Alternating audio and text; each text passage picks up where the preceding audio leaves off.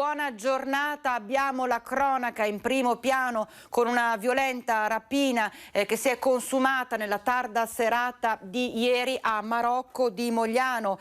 Attorno alle 20, 4 soggetti con il volto travisato, di cui 2 armati, pare in possesso di arma corta, hanno fatto irruzione mediante l'effrazione di una porta posteriore in un'abitazione. Siamo in località Marocco, frazione di Mogliano Veneto, in via Terraglio.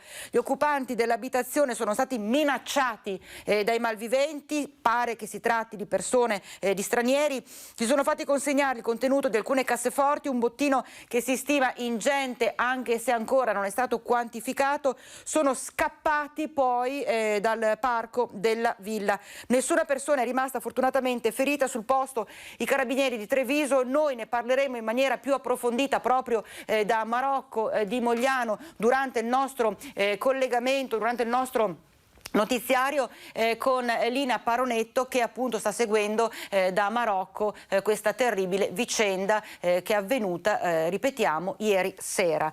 Mentre la Guardia di Finanza di Treviso ha intercettato 2 auto articolati che stavano trasportando 61.000 litri di gasolio, spacciato nei documenti di trasporto come solvente per la pulizia dei filtri antiparticolati utilizzati nei motori diesel per ridurre le emissioni di inquinanti.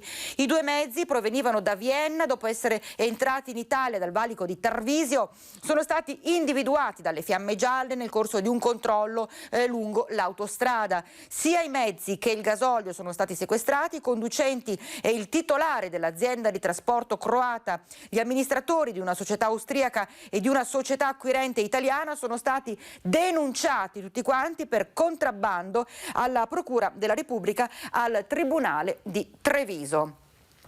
E adesso invece ci occupiamo della situazione Covid. Cresce il numero dei positivi, ma aumenta anche purtroppo il numero delle persone che vengono ricoverate in ospedale. Una situazione pesante che sta riscontrando soprattutto l'azienda ospedaliera di Padova. Vediamo. Superata la quota dei 60 ricoveri, un numero che rappresenta un primo campanello d'allarme per l'azienda ospedaliera di Padova. Il Covid torna a fare paura nei reparti ospedalieri padovani. Dal 1° di novembre si registrano 18 ricoveri in più. Se ad inizio mese infatti i pazienti seguiti in ospedale erano 40, esattamente 15 giorni dopo la situazione è la seguente: 63 ricoverati, di questi 42 in area medica, 13 in terapia intensiva e 8 in subintensiva.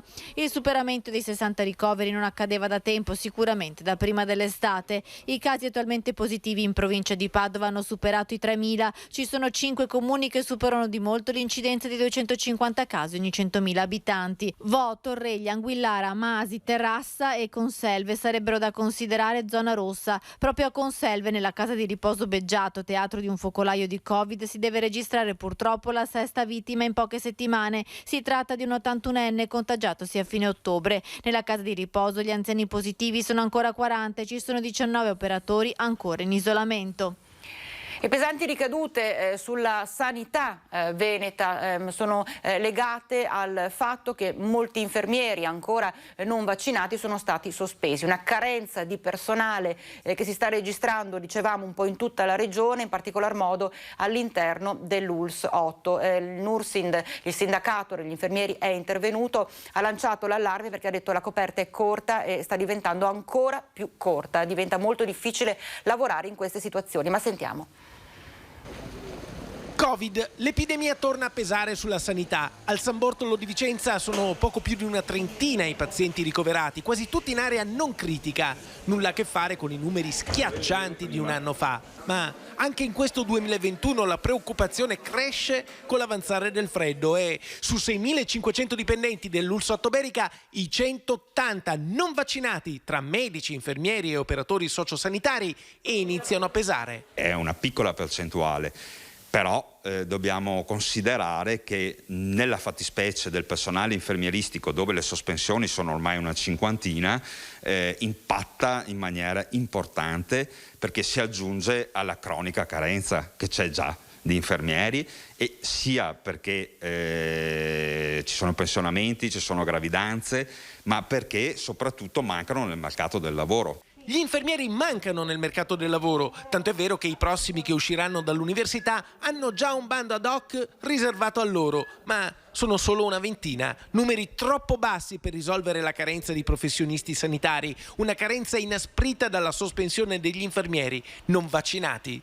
Questo non ci permette di andare avanti con questo sistema, se non con sospensione di ferie e produzione straordinaria all'infinito. Se le sospensioni vengono ancora prorogate oltre il 31 dicembre, c'è da capire quali servizi essenziali vogliamo mantenere. E siccome le decisioni a livello nazionale ricadono sul Veneto dal governo centrale, la Regione non può far altro che stabilire, in uno stato d'emergenza dell'organico sanitario, che servizi erogare. E sostanzialmente se c'è la possibilità di taglio dei posti letti e dei servizi, perché a un certo punto la coperta è veramente cortissima e non dimentichiamoci che gli infermieri, come gli altri operatori sanitari, arrivano da 2 anni di pandemia.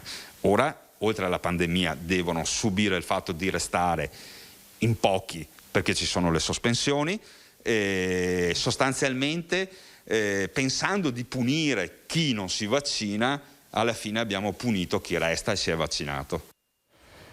E a proposito di non vaccinati, continuano i cortei da parte dei no Green Pass, anche se c'è stata una pesante stretta, lo sappiamo, da parte del Viminale, che ha vietato lo sfilamento delle persone, devono restare ferme in un luogo ben preciso al di fuori dal centro storico. Solo così vengono concesse manifestazioni non soltanto per quanto concerne i no Green Pass, no vaccino e quant'altro, ma proprio in generale per quanto concerne le varie manifestazioni. Abbiamo chiesto alla gente che abbiamo incontrato in centro cosa pensano di questa stretta da parte del Viminale. Per me è tutto giusto, io sono incavolatissima con i no pass, con i no vax e dico che dovevano renderlo obbligatorio, finita lì. E quindi adesso ben venga questa stretta contro i cortei? Ma sì, perché non è una stretta contro la libertà, è un richiamo alla salute pubblica, insomma, quindi per me va bene. Sono d'accordo perché l'assembramento, se no non finiamo più col Covid, quindi pienamente d'accordo. Quindi secondo lei bene mantenere il diritto di manifestare, però con regole nuove? Però con le regole giuste per il Covid. Penso di sì, anche per i commercianti, altrimenti sì. Bene, nuove regole anche per la tutela della salute? Senz'altro. Per manifestare è un diritto, perché però bisognerebbe manifestare senza fare disastri, senza Distanziamento, mascherine? Distanziamento e mascherine senz'altro, e i vaccini. Io sono a favore delle dimostrazioni, però con educazione. Io penso che sia giusto limitarli a fuori città, perché i negozianti se no o tirano giù bandone, non lavorano. Insomma, quello che è successo a Trieste è deplorevole, insomma, non va bene. Non può una minoranza fermare un'attività e la vita di una città. Penso che sia giusto, perché è una minoranza questa e secondo me non deve incidere su tutto quello che è l'andamento all'interno della città. Che poi ognuno abbia le proprie idee, d'accordo, però si manifesta pacificamente senza disturbare, ma non soltanto lo struscio, tutte queste cose, ma anche chi va a lavorare, chi deve spostarsi. Una minoranza che sia una minoranza pacifica, che abbia le proprie idee, che possono essere non le tue, non le mie, non quelle del Signore, però non che diventino così aggressivi da bloccare tutto e dimostrarsi meno pacifisti di quello che dovrebbero in realtà essere. Andiamo a Padova, siamo in collegamento con Valentina Visentin. Valentina, buongiorno.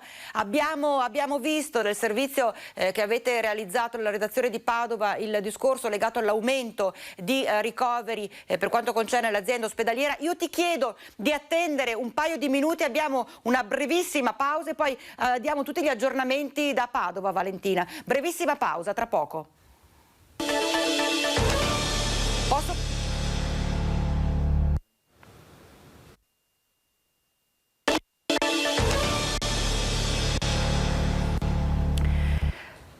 Focus TG, siamo nuovamente in diretta, andiamo subito a Marocco di Mogliano Vicentino Trevigiano, perché abbiamo in collegamento la nostra Lina Paronetto. C'è stata una rapina a mano armata ieri sera nella villa alle tue spalle, tanta paura, ingente il bottino. Raccontaci un po', Lina, che è successo. Buongiorno Vanessa, buongiorno ai telespettatori. Sì, hai detto bene, siamo a Marocco di Mogliano, quindi ai confini con Mestre di fatto, i confini tra la provincia di Treviso e la provincia di Venezia. Dietro a me c'è la villa di Giancarlo Miotto, questo imprenditore del settore petrolifero che per l'ennesima volta si è ritrovato i rapinatori in casa. Era già successo nel 2015, all'epoca erano riusciti a portare via poche migliaia di euro. In questo caso il bottino sarebbe, come hai accennato tu, molto più ingente. 4 rapinatori che sono entrati da una porta posteriore, hanno sorpreso in casa Miotto, la moglie, la figlioletta e due donne, 2 signore del personale di servizio. Li hanno tutti riuniti in un'unica stanza e poi, accompagnati dalla moglie, si sono fatti aprire le cassaforti. 2 di loro hanno mostrato le pistole, quindi c'era grande tensione, grande paura. Sentendoli parlare, diceva prima il signor Miotto, che siamo riusciti a intervistare poco prima di questo collegamento, potrebbero essere stranieri, forse dell'est, ma è possibile, stando a quello che le hanno riferito proprio il personale di servizio, che avessero un accento albanese, però parlavano italiano, per cui probabilmente sono qui da tempo. Ecco Lina, tu dicevi sei riuscita a metterti in contatto, a parlare con la vittima di questa rapina,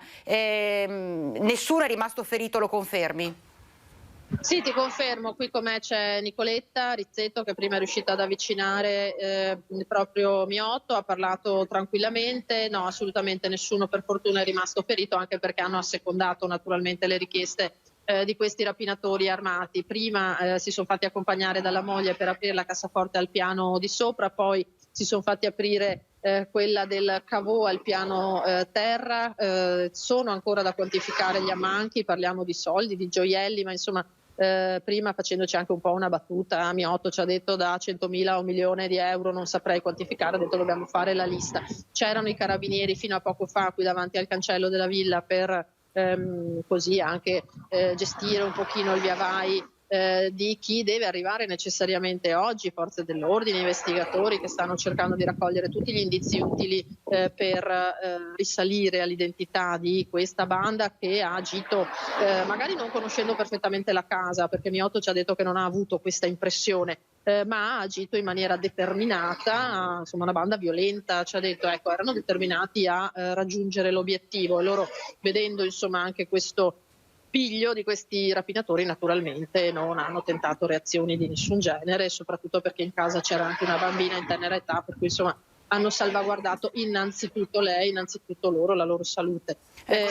Dicevi anche che non è la prima volta, ecco, che viene presa di mira. L'altra volta, come hai riportato poco fa, meno ingente il quantitativo, il bottino, solo che c'è tanta paura, immagino, non soltanto in chi occupa quell'abitazione, ma in generale in tutta l'area, in tutta la zona. Sapere che insomma ti entrano in casa, ti minacciano con una pistola, quando ci sono tutte le persone care attorno a te, diventa davvero una situazione difficile.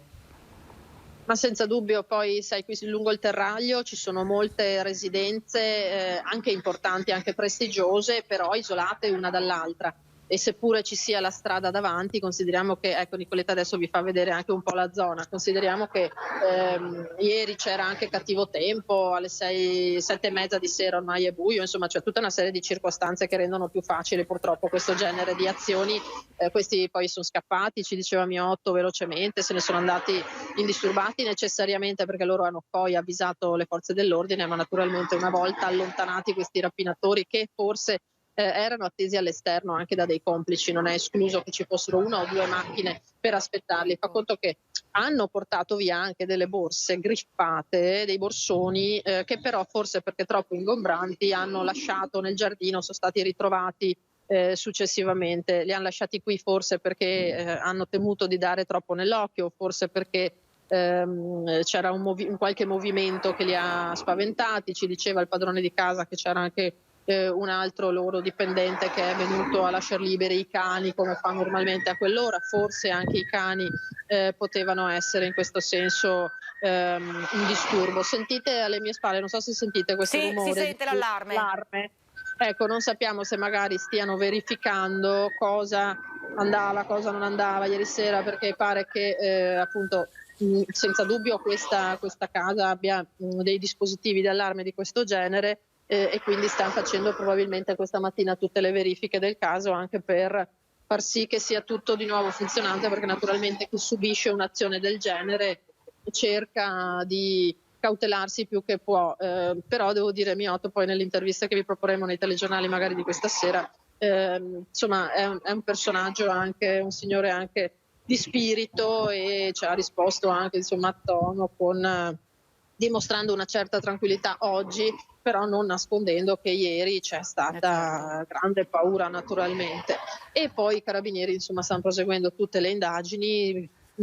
Chissà se potranno essere utili, senza dubbio verranno passate al setaccio anche le telecamere stradali per cercare di capire che autovetture verso quell'ora si siano avvicinate a questa zona qui o dal retro, però come puoi vedere anche durante questo collegamento, insomma, il terraglio è sempre estremamente trafficato, per cui non sarà una ricerca semplicissima in questo senso. Bene, allora grazie a Lina Paronetto per queste tue informazioni, questi tuoi aggiornamenti da Marocco di Mogliano. Buon lavoro, buona continuazione Lina, e se ci sono novità richiedici la linea. Una buona giornata Lina. Grazie a voi, grazie.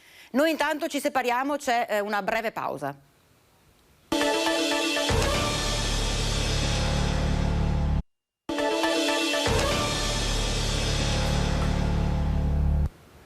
Eccoci nuovamente in diretta, siamo riusciti a ricollegarci con Valentina Visentin da Padova. Tra l'altro Valentina, dobbiamo stare brevissimi perché sappiamo che alle 12:30 è prevista la conferenza stampa del governatore Zaia, quindi le novità che concernono proprio il discorso delle varie manifestazioni. Che cosa emerge in queste ultime ore, Valentina?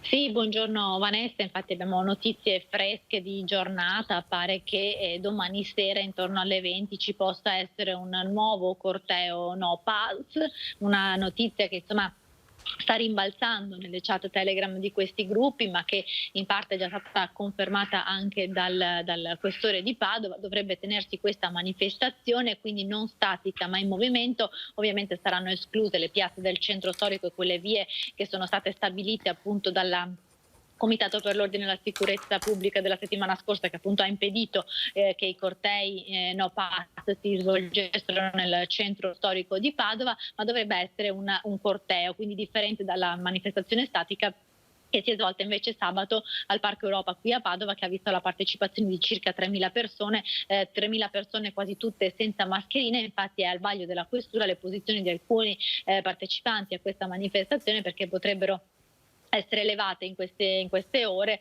delle multe proprio per la mancato rispetto dell'ordinanza comunale che impone in caso di assembramento l'utilizzo della mascherina. Quindi potrebbero arrivare multe in arrivo per i partecipanti, potrebbero arrivare multe per i partecipanti di sabato, ma dovrebbe anche esserci una nuova manifestazione domani sera.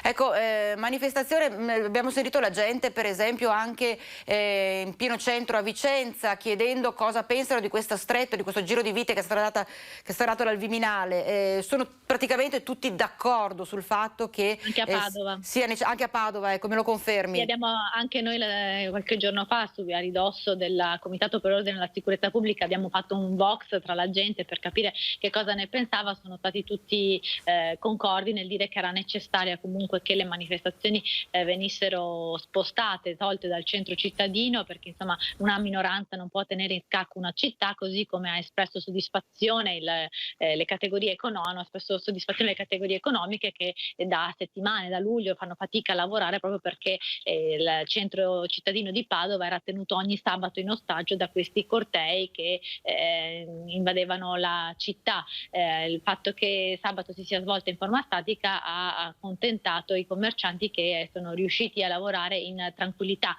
Sostanzialmente comunque anche i padovani sono contenti di questa stretta perché appunto dicono riguarda una minoranza. Anche perché erano in 3.000 a Padova, è vero, sabato, ma c'era anche tantissima gente da fuori città, quindi insomma non è che sono tutti padovani.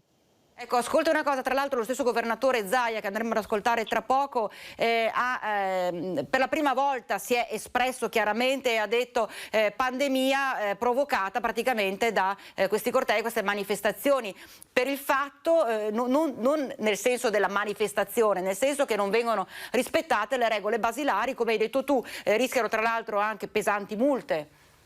Sì, infatti la multa dovrebbe essere di 400 euro, ma quello che abbiamo assistito sabato è appunto a queste 3.000 persone ammassate e senza mascherina, quindi non osservando né il distanziamento ma neanche l'uso basilare della mascherina, che come ci ricordano tutti i medici, virologi ed esperti è fondamentale per contenere la diffusione del virus. Per di più parlavano tutti a megafono, insomma, quindi si parla e si urla spesso in queste manifestazioni, e quindi la trasmissione del virus potrebbe essere più facile se poi si è assembrati. L'abbiamo visto a Padova, che è una delle province purtroppo in Veneto, anzi è la provincia in Veneto con più contagi. Ci sono al momento 3.000 casi positivi in tutta la provincia e, come avete sentito dal nostro pezzo, più di 60 persone ricoverate in ospedale a Padova. Ecco, a proposito dei ricoveri, viene registrato anche nella vostra azienda ospedaliera l'aumento di casi legati a minori, ma più che minori, a bambini, età scolare, età materna, elementare? Allora, diciamo che il numero di accessi al pronto soccorso di bambini rispetto ad adulti è maggiore, perché ovviamente ci sono le influenze stagionali e ci sono i raffreddori, soprattutto nei bambini delle fasce della scuola dell'infanzia e del nido, però molti tamponi poi sono negativi, quindi ci sono, è vero, più accessi per sintomi simili Covid, ma poi il numero di tamponi rispetto ai positivi tra gli adulti è inferiore. Comunque ci sono alcune classi in quarantena qui a Padova e ci sono quei cluster particolari delle terme a Torreglia e Teolo che sono costantemente monitorati dall'USL 6 Euganea. Ecco, cronaca da Padova? Al momento non ci sono notizie di cronaca per oggi, ma sicuramente nel corso dei nostri telegiornali ve ne parleremo. Certo, e ci sono altre novità particolari che andranno poi nel telegiornale questa sera, che si possono già annunciare? Diciamo che per quanto riguarda la città di Padova, oggi parte, ma anche per chi arriva da fuori Padova e ne utilizza, oggi passa a pagamento il parcheggio della Prandina, quindi uno dei parcheggi più grandi che c'è a ridosso delle mura storiche di Padova. Fino a questo momento era gratis, era gratuito. Adesso, essendo l'area passata dal demanio alle proprietà del comune, il comune ha deciso di testare l'utilizzo dell'area a pagamento per vedere quanti posti auto poi potrebbero sorgere in quest'area, che è entrata a far parte del patrimonio comunale dopo una permuta con il demanio, e che quindi il comune ora valuta per una riqualifica che prevede non solo un parcheggio ma anche un parco, e appunto mettere a pagamento questo parcheggio farà capire all'amministrazione comunale quanti posti auto allestire in quest'area. Quindi per oggi, oggi sarà il primo test, perché questo parcheggio viene utilizzato sì dai padovani, ma soprattutto da chi arriva fuori città. Ecco, ne approfitto, intanto che stiamo aspettando l'arrivo del governatore Zaia, per chiederti anche un'altra cosa.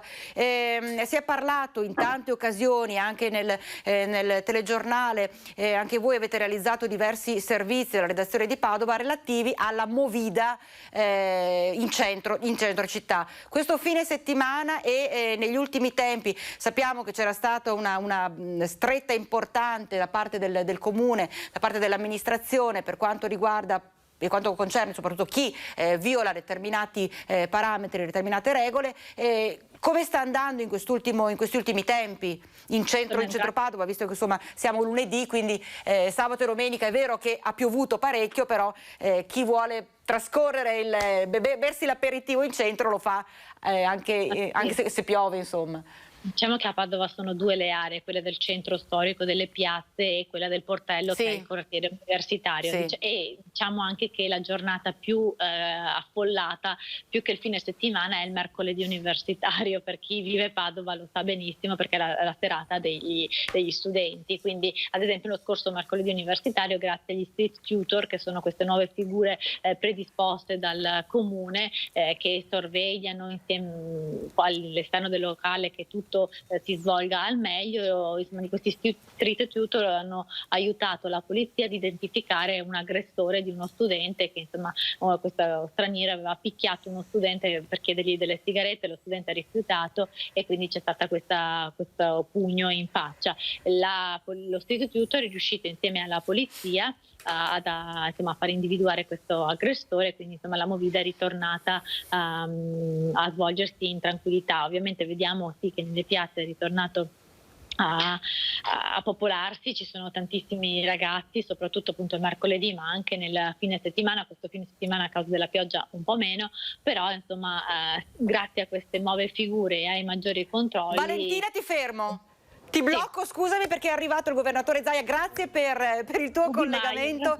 Lasciamo la parola adesso al governatore Luca Zaia. Va bene, ciao. Scusate per i 6 minuti di ritardo. Come vedete, oltre al Sole Lanzarin, oggi abbiamo un ospite d'onore, il professor Giorgio Palù, virologo, nonché presidente di AIFA. E abbiamo invitato il professor Palù perché, viste le tante richieste che ci sono state fatte rispetto alla terza dose, la copertura vaccinale, la durata della risposta anticorpale e quant'altro, e abbiamo approfittato della disponibilità sempre del prof per fare appunto questo punto su questi argomenti direttamente, pubblicamente, in modo tale che poi anche il vostro tramite, con le domande o altro, chiariremo anche questo aspetto. Allora, io darò lettura al bollettino e poi resto a disposizione per qualche domanda, dopo dovrò, purtroppo mi sono già scusato anche il prof, dovrò andare da un'altra parte. Allora, tamponi molecolari sono 7.303.199 e tamponi rapidi 9.961.115. Pensate, abbiamo già superato i 17 milioni di tamponi. Dal 21 febbraio 2020 abbiamo fatto 17.264.314 tamponi. I positivi nelle ultime 24 ore sono 712.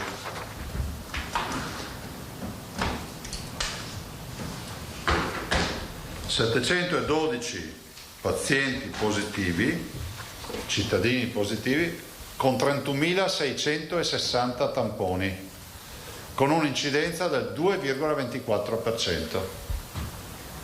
Incidenza, nel senso che l'incidenza percentuale dei positivi sui tamponi fatti. Numero dei positivi dall'inizio della infezione, 492.013. Sono esattamente i positivi che abbiamo intercettato con gli oltre 17 milioni di tamponi.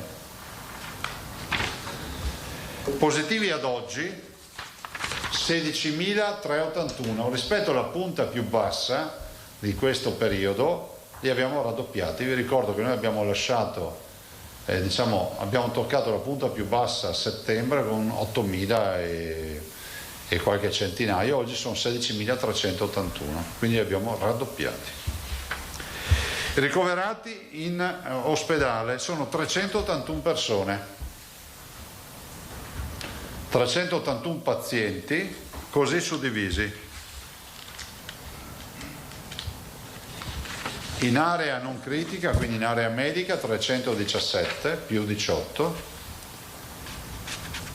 In terapia intensiva 64. Totale 381. Come vedete, con carico di 18 in area non critica e ovviamente 1 in terapia intensiva. Terapia intensiva non Covid restano 350 posti occupati, quindi dobbiamo sommare ai 64 quindi sono 414 posti in terapia intensiva occupati. Totale dei decessi 11.876 dall'inizio della crisi, più 1. Vi ricordo che noi siamo ancora l'8ª regione in Italia per mortalità e quella che ha avuto meno morti tra quelle più colpite. I dimessi sono 23.887. Ripeto, ulteriore elemento che mi permetto sempre di sottolineare, che messo assieme a questo dato ci dà una dimensione di quanti si siano curati a casa. 492.000 positivi, ipotizziamo anche che ci siano anche gli asintomatici, ma comunque di tutta questa mole di positivi solo 23.887 in ospedale. Vi do anche il bollettino delle vaccinazioni. Abbiamo inoculato 6.529 vaccini nelle ultime 24 ore, dai quali emergono due dati. 4.005 esattamente, sono 4.005 sono le terze dosi, che arrivano a 206.000 persone che hanno già avuto l'inoculazione della terza dose. Oggi il professor Palù vi parlerà della terza dose.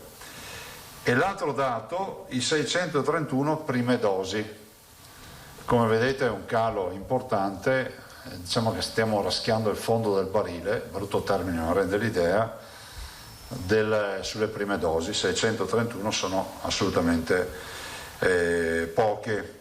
Totale delle inoculazioni ad oggi sono 7.433.000 inoculazioni in totale, prime, seconde e terze dosi. Allora, due considerazioni prima di passare la parola a voi. È innegabile che si stia ricrescendo la curva dei contagi. Come lo vedete la troviamo anche, per carità, oggi può essere un dato un po' così anomalo, il 2,24 se non ricordo male, di 2,24 di incidenza sui 31.000 tamponi.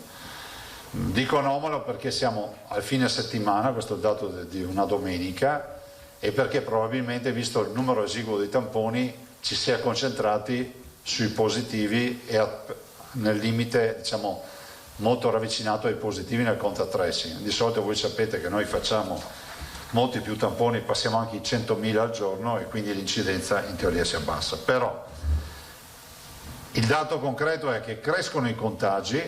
Voi avete visto che abbiamo avuto i 2 giorni, il giovedì e il venerdì, il venerdì e sabato abbiamo avuto 1 migliaio di persone al giorno. Domenica, ieri 800 se non ricordo male qualcosa, e oggi 700. Sono contagi che non avevamo, cari signori, un mese fa. Quindi il virus c'è, siamo in pandemia, il virus circola, poi il professor Palù vi dirà anche che caratteristiche ha questa variante che abbiamo. L'occupazione ospedaliera, questa mattina con l'assessore Lanzarin abbiamo fatto una riunione alle 8 di stamattina con tutti i direttori, è un'occupazione ancora gestibile con i 360, non ricordo più il dato, con i 381 pazienti ricoverati. È ancora una gestione che riusciamo a fare, però che comincia già a farsi sentire. Perché comincia a farsi sentire? Perché comunque abbiamo passato le 400 persone in terapia intensiva sommate a quelle non Covid, perché comunque abbiamo una condizione nella quale il personale non è, diciamo, in totale piena disponibilità, perché vi ricordo che a differenza delle altre fasi che abbiamo vissuto, oggi noi abbiamo la fase dei tamponi che è portata all'ennesima potenza e quindi è una fase molto importante, perché quando tu arrivi a 100.000, 90.000 tamponi al giorno comunque schieri una macchina da guerra. Dall'altro abbiamo come novità che un anno fa non avevamo le vaccinazioni, quindi i nostri centri vaccinali, seppur abbiamo ridotto qualche linea di vaccinazione, non centri vaccinali ma linee all'interno dei centri, comunque restano impiegate molte persone. Preoccupazione è quella di gestire questo incremento inesorabile quotidiano, lento, che porta a noi macroscopicamente di fare sempre la solita domanda che ci fanno: ma passeremo in zona gialla? Ma probabilmente passeremo anche in arancione, anche in rossa, se non mai si fermerà. Ma io ho speranza che si fermi questo contagio. Certo è che questo piccolo inesorabile incremento non è importante e massacrante, perché abbiamo comunque le vaccinazioni in questo contesto sociale, cioè avere quasi l'85% dei veneti che hanno intrapreso un percorso, si sono vaccinati o quantomeno hanno intrapreso un percorso vaccinale, ci permette che davanti a 1000 contagiati mediamente al giorno non hai gli ospedali pieni. I nostri si erano presi la briga di fare anche una proiezione e dicevano che in situazione come questa, se non avessimo avuto le vaccinazioni, avremmo già 1600 persone in ospedale più o meno. Sono proiezioni, però questo è il dato di fatto. Siamo preoccupati perché comunque l'abbassamento delle temperature ci porta inevitabilmente tutti a vivere non più all'aperto ma al chiuso, e la trasmissione del virus c'è, gli elementi di protezione diciamo, i dispositivi di protezione vanno portati, e per questo l'invito che si fa alla comunità, che poi sia la comunità che non vuole vaccinarsi, che vuole vaccinarsi, che crede nel virus o non crede nel virus, quantomeno per rispetto nei confronti di tutti si porti la mascherina. Questo è l'unico appello che facciamo.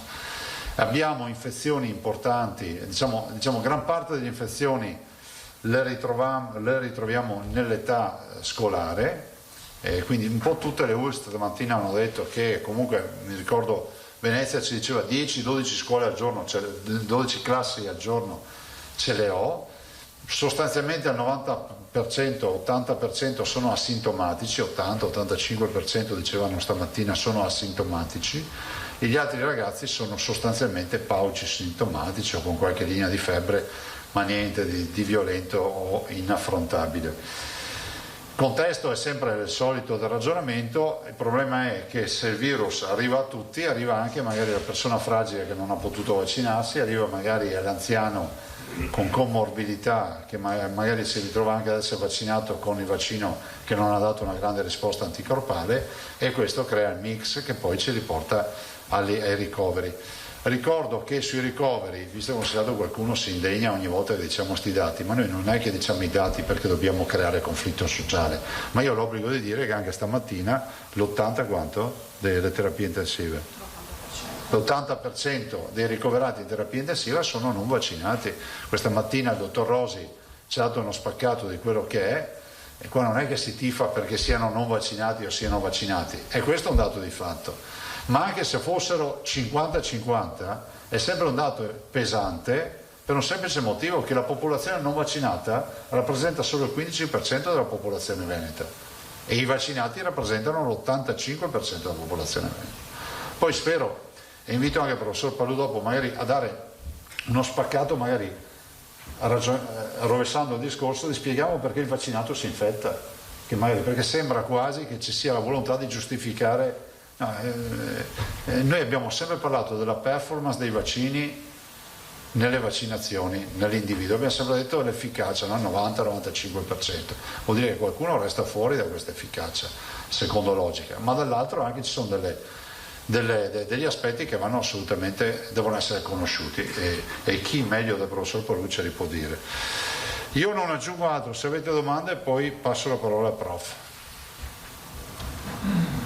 Allora, domande per il Presidente, Tosato, Bonet, la collega Pederiva. Prego.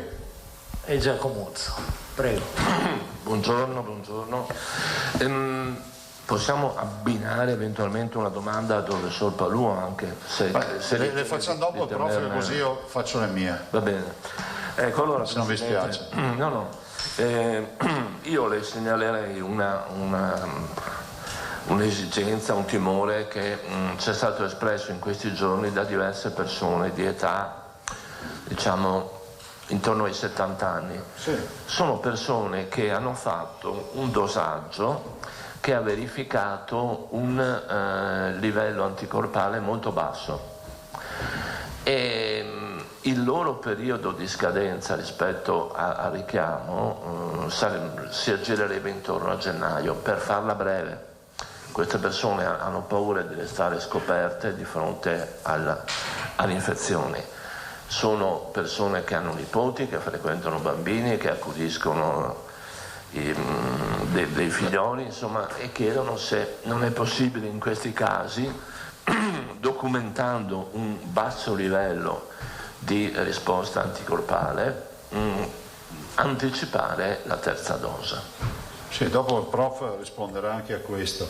Come sapete, io avevo chiesto che ci fosse detto dalla comunità scientifica se era utile o meno fare la titolazione di anticorpi neutralizzanti. Mi sembra che la risposta è arrivata in maniera pressoché univoca, no? Nel senso che non è uno degli elementi di lettura, ma non l'unico. Poi il professore, che è, come si può dire, il punto di riferimento nazionale su questi temi di virologia, tra l'altro oggi ho visto anche un'intervista al professor Clementi su questo, se non sbaglio, oggi o ieri, e poi vi risponderà. L'altra domanda,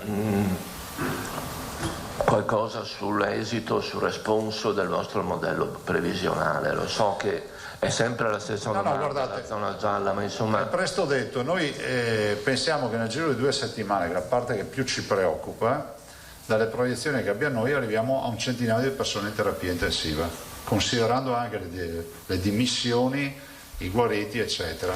Perché la partita, diciamo, ce la misuriamo tanto sulle terapie intensive. E quindi c'è una preoccupazione, perché avere 100 persone in terapia intensiva vuol dire averne 450 letti. Tant'è vero che sempre nell'ottica delle terapie intensive il piano viene aggiornato di giorno dopo giorno. Voi sapete che il nostro potenziale è quello del migliaio di terapie intensive, peraltro abbiamo un centinaio di respiratori anche nei magazzini, ma non voglio dare uno scenario di angoscia, perché non siamo in una situazione di angoscia. Sto dicendo solo che, come si dice, si va in vacanza ai Caraibi, ma se uno si mette anche un ombrellino portatile in valigia, non è che deve beccarsi 7 giorni di pioggia durante le vacanze, ma c'ha l'ombrello, quindi diciamo, un minimo di precauzione ci vuole sempre. Dico anche che rispetto alla terza dose, così anticipo magari qualche domanda, questa mattina abbiamo fatto una sorta di refresh, perché capite che è autorizzata dai 40 anni in su. È altrettanto vero che noi pensiamo che anche il quarantenne stamattina magari può dire, visto che è autorizzata, non ho ancora avuto i 6 mesi. Primo di dicembre. Sì, da primo di... Sì.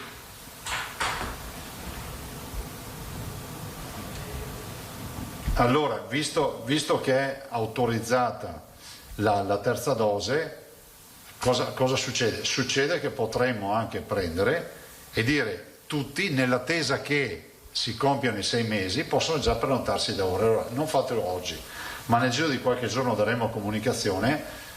Assettiamo il sistema per cui troveremo spazi liberi nelle agende, che so, io ho i 6 mesi che mi scadono il 12 di dicembre. L'idea è quella di poter entrare in settimana, di prenotarmi un appuntamento dal 12 dicembre in poi, quindi cercando anche di programmare, anticipando, e anche per noi di gestire tutta questa partita. Quindi lo stiamo facendo da un punto di vista informatico, in maniera tale da dare risposte a tutti, evitando che tutti attendano il compimento del 6° mese per andare a prenotarsi. È abbastanza laborioso, ma ci riusciremo. E nel frattempo diciamo a tutti, Johnson & Johnson, per quanto riguarda chi ha avuto quella dose, basta che siano trascorsi 28 giorni, ma in Veneto è così, sono già tutti trascorsi, possono farsi subito la seconda dose, la dose booster, insomma la seconda dose. Tutti gli altri sopra i 60 anni dai 6 mesi della seconda dose, quindi si possono prenotare al portale. In settimana faremo in modo che ci si possa prenotare anche 1 mese prima, 2 mesi prima. Mi scusi, quindi l'anticipo riguarderà la data di prenotazione, non l'effettuazione vera e propria? Sì, la data di prenotazione. Si potrà prenotare prima. Cioè il sistema che abbiamo già perfezionato, ma abbiamo voluto testarlo per un paio di giorni ancora, è intelligente, dice bene, entra Luca Zaia, legge subito nella scheda che l'ultima inoculazione seconda l'ha fatta il 12 di giugno, ti dice guarda, ti apre tutte le agende dal 12 dicembre in poi. Quindi ci evita anche di fare un lavoro a casa di back office a star lì a farci i conti. Prego. Grazie. Allora parola a Marco Bonet. Sì, Presidente, buongiorno, vado rapido perché ho tante domande. Prego. Allora, la prima, se tra 2 settimane raggiungiamo 100 persone in terapia intensiva come proiezione, noi avremmo superato il limite previsto per il passaggio di fascia, giusto? No. 10%. No, perché devono esserci le 3 componenti. L'area non critica che deve superare il 15% di occupazione. Oggi siamo al 4%. Abbiamo l'incidenza che deve superare il 50%, quella è già superata perché siamo a 115, l'incidenza ogni 100.000 abitanti a settimana, e la terza componente è oltre il 10% di occupazione della terapia intensiva, ma noi ne abbiamo superate fra 2 settimane, in teoria ne abbiamo superate 2 su 3 di queste. Ci resta l'area non critica come fattore limitante o frenante. Attualmente quanto siamo in terapia intensiva? Siamo a 5. Al 5, quindi 5 le terapie intensive e 4 l'area non critica. In questo conteggio, cioè il tasso di occupazione si calcola solo Covid o anche extra Covid? Solo Covid. Solo Covid. Sì, sì. Quindi noi non dovremo tener conto di quei 3,50? No. Ok, poi volevo sapere se abbiamo dati aggiornati sui ricoveri di bambini, visto che il tema delle scuole è sensibile, come rilevava anche lei. Però immagino che siano pressoché minimali, nel senso che ho visto il report stamattina, stiamo parlando di tanti asintomatici e pauci. Mi sembra che stamattina c'era il discorso che la 5 ha detto che c'era un bambino di 3 mesi positivi che è stato ricoverato a Padova. Mi sembra che l'ha segnalato in questa fine settimana, un caso, però questo era l'unico caso di 3 mesi, mi sembra. Ok, un solo caso. Però non abbiamo un bollettino di bambini ricoverati per Covid, insomma. Questo adesso. No, siccome vedo che sta alimentandosi il dibattito, no? Poi prof, mi dà un aggiornamento su questa fascia 6-12, giusto prof? Anche perché poi c'è tutto il lato del virus che potrebbe andare, certo. Sì, l'altro aspetto che ci hanno sottolineato, dimenticavo di dirvi, tutti i direttori, ed è forse la preoccupazione più grande che abbiamo, gli altri virus respiratori che ci stanno veramente preoccupando. E quindi noi abbiamo sì il Covid, ma abbiamo accessi in ospedale con altri virus, il sinciziale eccetera, che comunque ci stanno letteralmente mettendo sotto pressione. Poi ho letto oggi sul mio giornale, peraltro, l'anticipazione sulle squadre sentinella. Sì, ne abbiamo parlato stamattina, la dottoressa Russo ne stava già parlando, aveva letto anche lei, ma ne avevamo già parlato questi giorni, di provare a pensare, coscienti del fatto che le squadre e i gruppi sportivi sono in età scolare, per cui noi già li monitoriamo, però di pensare di mettersi dentro magari anche qualche associazione sportiva, di fare dei monitoraggi anche presso le associazioni. Questa è l'idea, ne stava già lavorando con il dottor Mongillo e la dottoressa Russo. Ok, quindi non è ancora calata a terra come numeri? No. Mi avvio a conclusione, le ultime due, queste giro di vite sulle misure a cui starebbe pensando il governo, riduzione dei tempi di durata del Green Pass per gli antigenici, insomma, le abbiamo lette tutte sui giornali, hanno l'assenso del Veneto? Lei è favorevole oppure no? Non è dato sapere in questo momento si vede dibattito.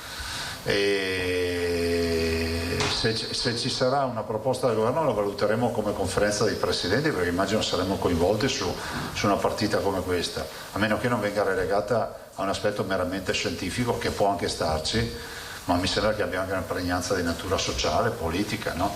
Ho letto anch'io stamattina di una riflessione sul togliere gli antigenici dal Green Pass, ma non è la bocciatura degli antigenici, è la volontà immagino da parte di chi l'ha proposta di inasprire ancora di più l'azione, però guardate, noi non è stato proposto nulla e sono tutte decisioni nazionali. Okay. Ultimissima, visto che ha citato la conferenza dei presidenti, mi aggancio perfettamente, c'è questo tema delle richieste delle regioni dei soldi al governo per la sanità, sì. Nel senso che alcune regioni sono veramente in difficoltà, ho letto Toscana, Emilia Romagna.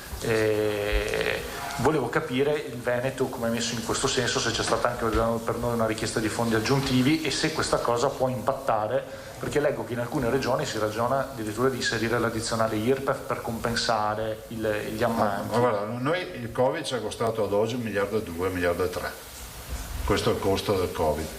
sarà anche un'influenza o sarà tutta un'invenzione dei marziani, però a noi ci è costato questo la cura. E adesso magari l'assessore vi dà un aggiornamento per una riunione fra l'altro con i capigruppo. Non della regione? No, mi sembra che giovedì, adesso vado a memoria, abbiamo chiesto tramite il Presidente Federica il capogruppo alla Camera e al Senato dei partiti per esporre con le regioni, ci sarà quindi chi invita una rappresentanza, penso anche con Federica in presenza, per illustrare la situazione. Come Veneto, nella richiesta di ricognizione di tutte le regioni che avete visto, Cuba 8 miliardi mi sembra circa, la richiesta di tutte le regioni, noi abbiamo chiesto 513 milioni, cioè che è la cifra che noi abbiamo chiesto appunto perché ci servono e ci mancano. E sono fondi che voi quindi chiedete ai capigruppo perché vorreste in manovra durante la discussione in Parlamento della manovra che si trovassero fondi. Ok. Va bene, grazie. Sì, ad ora non stiamo valutando manovre, però questo è un buco che abbiamo. Okay. Su una cosa, le terze dosi, l'approvvigionamento afferisce sempre i contratti, è sempre quella partita. Non andiamo in acquisto diretto. Voi non avete acquisti diretti come regione, ok, grazie. Grazie, tocca ad Angela Pederiva. Grazie, buongiorno Presidente. Buongiorno. Il Veneto si trova in un nord-est che è accerchiato dal Friuli Venezia Giulia, che è a un passo dal giallo, la Slovenia che ha 2000 di incidenza bisettimanale, l'Austria che ne ha 1700 settimanale considerando solo i non vaccinati, e da oggi tra l'altro Vienna attua anche il lockdown mirato appunto per coloro che non sono immunizzati. L'Alto Adige ci pensa. Allora, lei settimana scorsa ha escluso interventi di questo tipo in Veneto, però ora il concetto viene progressivamente sdoganato, stiamo vedendo a livello europeo e in parte in Alto Adige anche italiano. Pensa che politicamente sia condivisibile quest'idea? No, guardate, io ho già espresso la mia considerazione. Penso che in Italia, anche rispetto alla Costituzione, sia di difficile applicazione a una norma come questa, e comunque noi come governatori ci siamo dati e abbiamo preteso che ci fossero regole chiare per evitare, diciamo, il fai da te, che dopo si presta a discussioni, a riflessioni, a indagini, a dossier e tutti i casini. Adesso abbiamo le zone colorate, i passaggi di zona con le misure, perché se a livello nazionale il governo rispetto ad alcune categorie decide altre cose, non ve lo so dire. Noi non abbiamo in animo di far nulla rispetto a questo. Glielo chiedo perché i vaccinati sono un po' stanchi, c'è un po' una sensazione, una voglia di marcia dei 40.000, se posso rifarmi a un esempio storico. Lo capisco, l'ho anche detto oggi, no? Fare più rumore a una pianta che cade di una foresta che cresce. Ricordo che abbiamo quasi l'85% di veneti che comunque si sono vaccinati o hanno intrapreso il percorso vaccinale. Non è che ci siano i migliori e i peggiori, io non ci vedo due fazioni.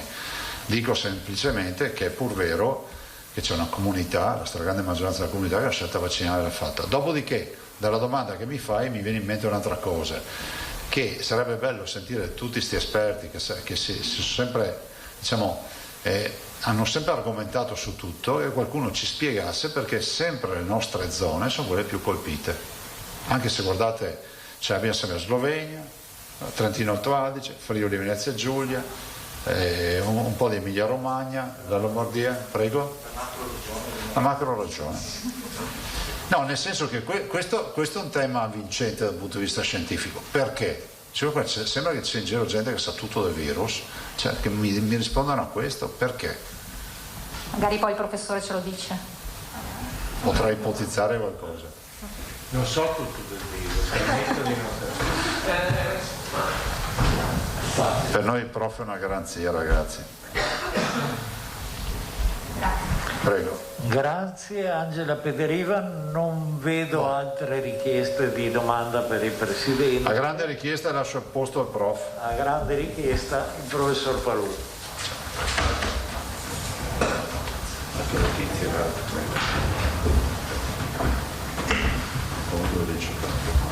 Grazie, buon lavoro. Grazie, scusate, scusa.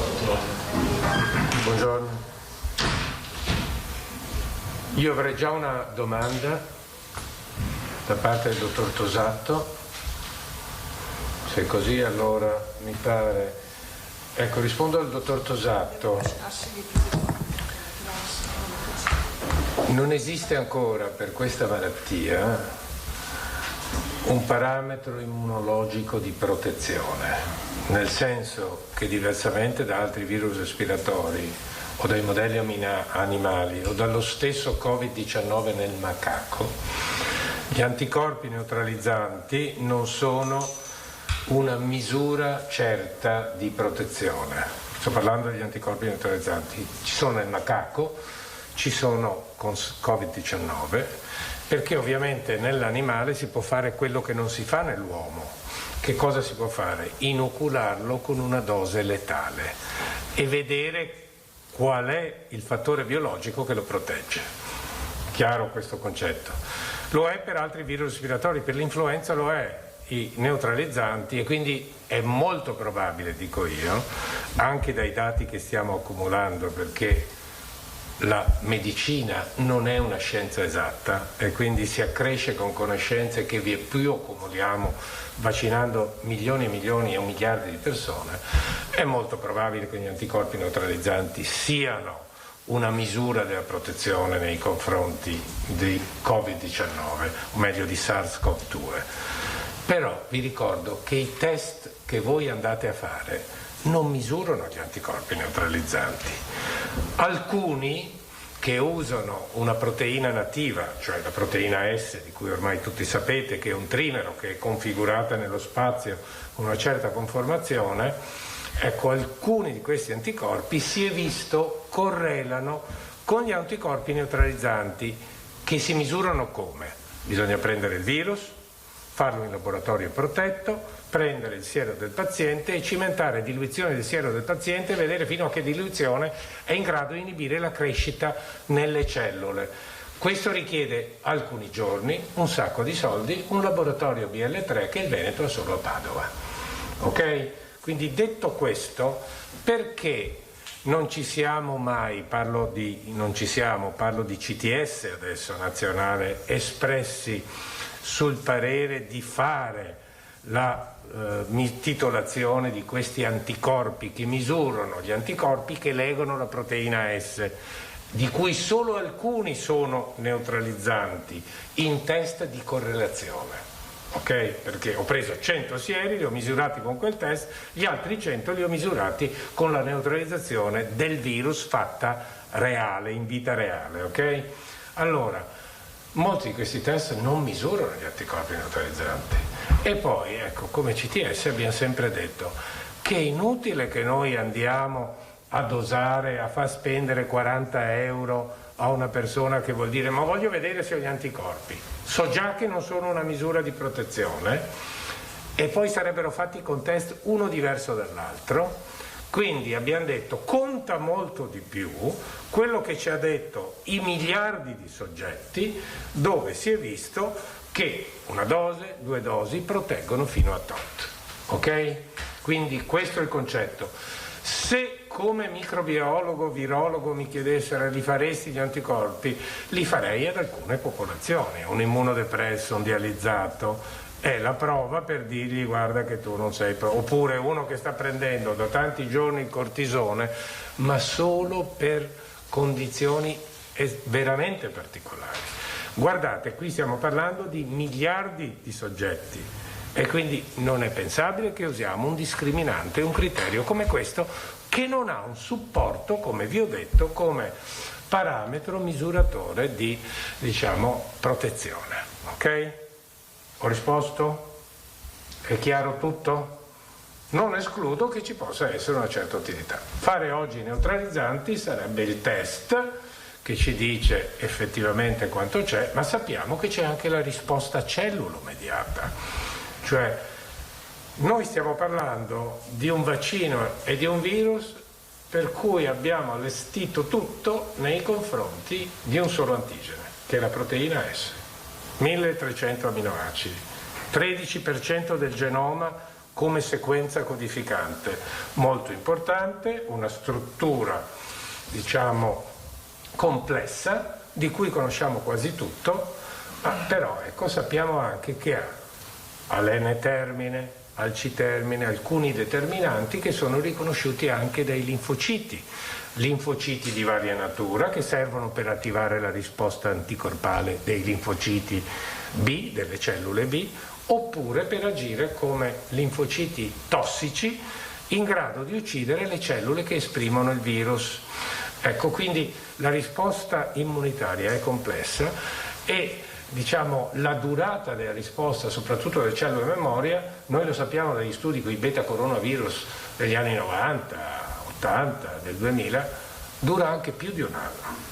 Però quanto sia protettiva lo vediamo ormai nella vita reale, e la vita reale ci ha detto, con gli esperimenti fatti dagli israeliani, con gli esperimenti fatti dai britannici, dagli scozzesi, dagli americani, ahimè, l'Italia langue in questo tipo di ricerca, avremmo bisogno di averli questi dati, invece qualche laboratorio li fa, ma non li fa a livello coordinato. La Scozia, tutta la Scozia prende i campioni, l'Inghilterra lo stesso, e Israele ovviamente ha preso una popolazione che è uguale a quella della Lombardia e l'ha studiata. Cosa ci hanno detto? Ci hanno detto che, come era naturale attenderci, anche dopo la seconda dose, la protezione nei confronti dell'infezione, vi ricordo, loro hanno usato Pfizer e Moderna proteggono il 94-95% dall'infezione, quindi quella protezione clinicamente diminuiva, e questo è il dato principale. Diminuiva fino a quanto? Prima il 70, dopo il 60, dopo il 50, dopo il 45. Però anche loro si sono accorti che la protezione del Covid grave e della mortalità era ancora molto alta, del 90%. E quando la gente si dice, ecco, si prende una parte della medaglia, un aspetto, e si insiste su questo per far comunicazione o titoli di giornali, io credo che non si faccia un buon servizio alla comunità, alla società civile. Quindi la storia andrebbe raccontata tutta. Quindi abbiamo un vaccino che è disegnato su un virus che circolava 2 anni e mezzo fa, ha ancora la capacità di proteggerci nel 90% dall'evento grave. E parlare di immunità di gruppo o di gregge in questo senso non ha più significato. Perché non lo ha? Lo aveva quando le comunità regionali, nazionali vivevano in un certo isolamento. Oggi non c'è angolo del pianeta che non sia popolato da comunità, e infatti è arrivato anche nell'Antartide il coronavirus, no? 1, 2, pensare di estinguere la circolazione del virus, non il virus come è avvenuto per il vaiolo o per la peste bovina con il vaccino, ma di estinguerla e limitarla con un mondo che ha vaccinato 3 miliardi di persone, ma sono ancora 5 da vaccinare.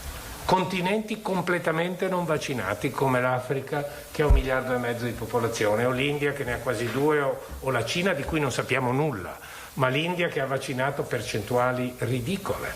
Quindi come possiamo parlare di immunità di gruppo, cioè di proteggere i non vaccinati con un numero elevato di vaccinati? È impensabile per ragioni appunto di globalizzazione, antropizzazione e comunicazione e passaggio continuo di merci e di persone. Quarto punto, ecco, allora abbiamo visto che c'è un waning, un diminuire di questa protezione dall'infezione. Ricordate che i vaccini migliori proteggono dall'infezione e dalla malattia, e questo protegge, è uno dei migliori vaccini, come il morbillo, la parotite, perché all'inizio proteggeva. Sono successe le varianti, quindi se circolasse ancora il virus di Wuhan noi avremo una protezione del 95%. Se circolasse Alfa, che è la variante inglese, avremo una protezione dell'85% dall'infezione. Circola Delta. Che cos'ha di diverso Delta? Ha cambiato alcuni aminoacidi della proteina, è un po' immunoevasiva, ma non come la beta sudafricana o la gamma brasiliana, ma soprattutto è più contagiosa. Perché? Perché le mutazioni che ha nel recettore, nel sito che lega il recettore, sono tali che la espongono meglio, aumenta l'affinità di 10 volte. Non solo, e ha una mutazione 681 che fa sì che fonda molto rapidamente il virus con la cellula, e ci siamo accorti, c'è un lavoro la scorsa settimana, che ci sono mutazioni, perché abbiamo tutti guardato il gene S. Questo, signori, ha 29 sequenze geniche codificanti, quindi 29 geni, che la nucleoproteina, che è quella che avviluppa l'RNA, cioè il genoma, e che si contatta con la M e in parte con la S, che è fondamentale nell'assemblamento del virus, ha una singola mutazione che rende il virus più contagioso. Quindi, detto questo, ecco la cosa, per tornare alla domanda, che però mi pare sfociasse dal livello anticorpale basso, se ha senso, eccetera, e credo di aver risposto, che sfociasse dai titoli come si misurano, dall'immunità come svanisce, e poi dove ho gli occhiali, poi dalla booster dose, dal certificato vaccinale, sto arrivando, quindi ecco, voglio dire, parlare di immunità di gregge ha poco significato. Questa variante è ben più contagiosa, almeno 2 volte dell'alfa e 5-10 volte del ceppo di Wuhan, è più rapida nell'infettare le cellule, però che cosa vi posso dire? Ecco, una cosa che forse non sentirete dire da molti. Ci sono 3 parametri in un virus che determinano la patogenicità e la sua capacità di evolvere. Uno è la contagiosità, e questo risiede sicuramente nella proteina S, perché lega il recettore, meglio lo lega e più il virus infetta. Un'altra c'è la capacità di immunoevasione, e avendo tutti i vaccini basati sulla proteina S, parlo di vaccini validati, perché Sputnik è basato sulla proteina S, Sinovac, Sinopharm, Cancesio, no, sono sul virus ucciso, poi c'è Valneva sul virus ucciso, Novavax sulla proteina ricombinante, ma non sono ancora autorizzati, quindi essendo tutti basati su questo, quello che noi stiamo misurando è l'effetto che abbiamo su questa proteina, neutralizzando questa proteina. Allora, è diventata più contagiosa? Bene. Altro effetto, è anche più immunoevasiva? Sì, ma meno della beta e della gamma. E questo cosa ha portato? Ha portato che delta è diventata dominante in tutto il mondo. Da noi è il 99,7%. La cosiddetta variante alfa Y2 o 42, la subdelta, che è più immunoevasiva perché è una mutazione simile a quello della beta, è meno contagiosa. E il motivo è uscito un lavoro recentissimo che dimostra a livello di struttura delle proteine, perché un virus non può, aumentare tutte e 3 le sue misure, vi ho detto contagio, immunoevasione, l'altro è virulenza, perché una è a danno dell'altra. Quindi se un virus diventa più contagioso, non è detto che sia anche più immunoevasivo e più virulento. Quindi questo virus si sta adattando, c'è poco da dire. Quindi sta adattandosi grazie ai vaccini per diventare endemico. Non possiamo escludere altre mutazioni, ma una cosa che vi dico con assoluta certezza, dagli studi che si sono fatti con miliardi di soggetti vaccinati con l'epatite B, con il morbillo, con la rosolia, con quant'altro, che nessun vaccino ha mai selezionato un virus più virulento, e questa è un'altra cosa che ho sentito dire da cosiddetti esperti. C'è il rischio che vaccinando si selezionano i varianti. Non è vero, perché vaccinando io proteggo dall'infezione. Quello che seleziona le varianti è il numero di cicli di replicazione che fa un virus e quanto a lungo permane in un organismo, soprattutto negli immunodeficienti. Ecco, allora, questo per quanto riguarda i concetti generali di virologia. Allora, veniamo a un'altra domanda che era fatta, mi pare, anche dal dottor Bonek e dallo stesso dottor Tosato. Allora, Green Pass, certificato vaccinale, booster when, quando la booster dose. Allora, cominciamo per sfatare un'altra cosa che mi pare diventata un feticcio, si dà enfasi assoluta, se non addirittura uno spauracchio, la terza dose. Ma che cavolo è sta terza dose? È qualcosa di nuovo? No, signori miei, la terza dose esiste da che noi abbiamo praticato la vaccinologia come scienza. Le cosiddette 2 dosi, prendetevi i vaccini dei bambini. Allora, tempo 0, richiamo dopo un mese, questo vale per rosolia, vale per epatite B, vale per poliovirus. E questo si chiama priming. Le 2 dosi sono le stesse, non è un ciclo vaccinale, servono tutte e 2 per richiamare dai centri follicolari, dalle cellule circolanti, la risposta, o meglio, quelle cellule che riconoscono il recettore del virus, la proteina S in questo caso.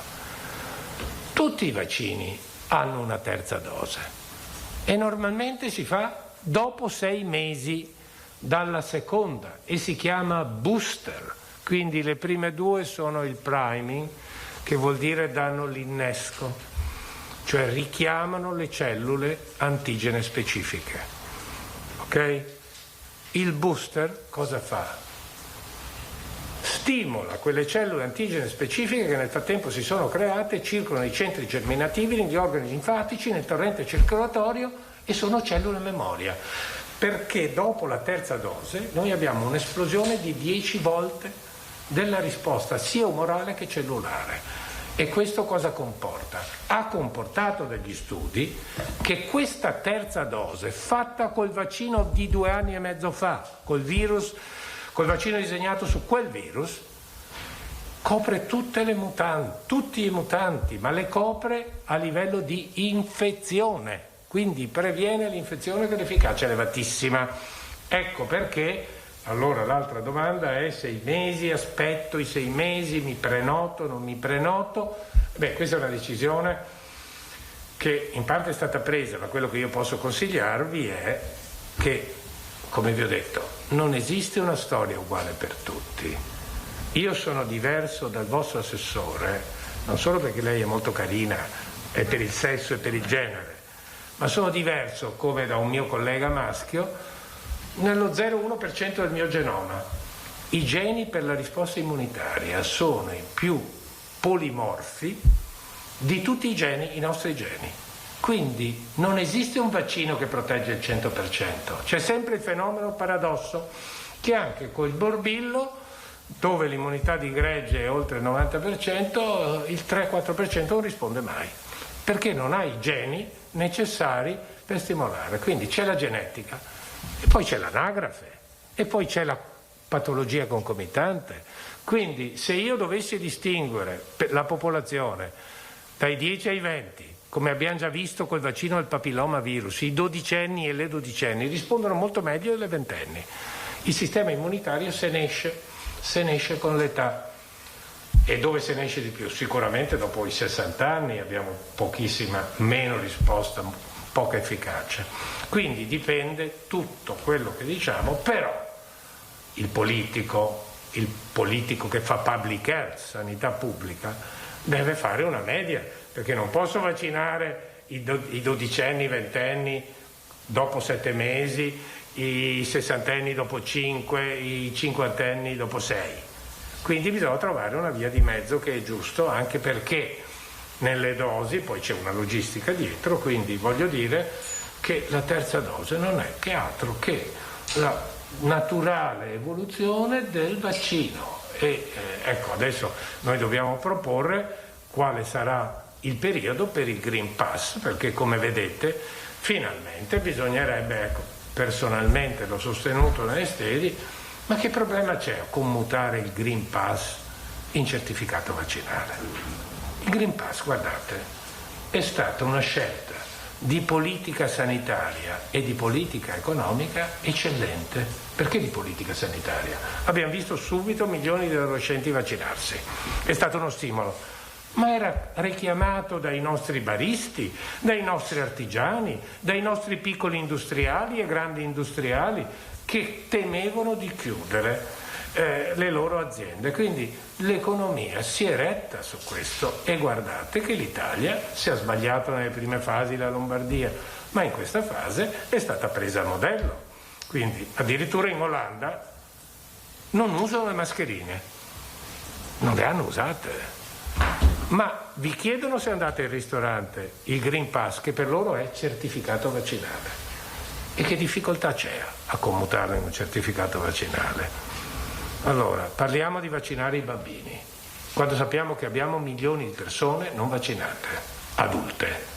Alcune di queste appartengono alla forza pubblica, molte di queste appartengono alla forza pubblica e svolgono una funzione pubblica e la svolgono in pubblico. Allora, uno dovrebbe chiedersi questo, ecco, ovviamente sono domande che non riguardano noi, ma riguardano, questa è una responsabilità di tipo politico. Allora, incidenza dei 6-12, ha detto giustamente il Presidente, è quella che è la fascia di popolazione che è più incidente. Vi ricordo che a ottobre dell'anno scorso l'apertura delle scuole con un periodo giusto, una finestra di 15-20 giorni, ha visto l'impennata esponenziale dei casi ed erano le scuole. Oggi lo sono meno. Veniamo un momento ai bambini. Allora, i bambini non si infettavano per niente, né con la alfa, tanto meno con Wuhan. Trasmettevano pochissimo, non si ammalavano e non morivano. Con Delta la cosa è diversa. Perché i bambini non si infettavano? E perché bisogna guardare la storia naturale quando si impone una vaccinazione? È chiaro che io impongo la polio subito, l'epatite B subito, perché è lì che se la beccano ed è lì che avranno le conseguenze. Quando sono un adulto che si becca l'epatite B non farà mai la cirrosi, perché riesce col sistema immunitario a farla fuori, per dire. Quindi la storia naturale ci dice questo.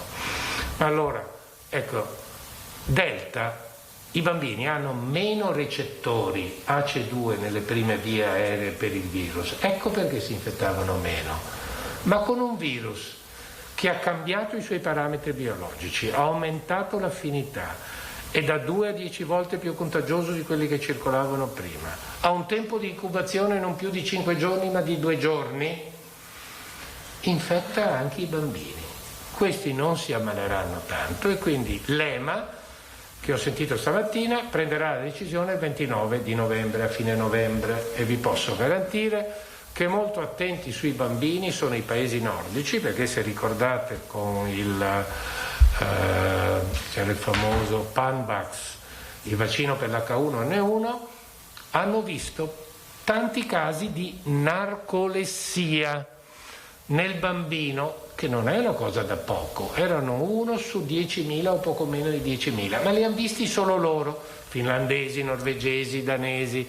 Quindi anche questo, se vi ricordate le trombosi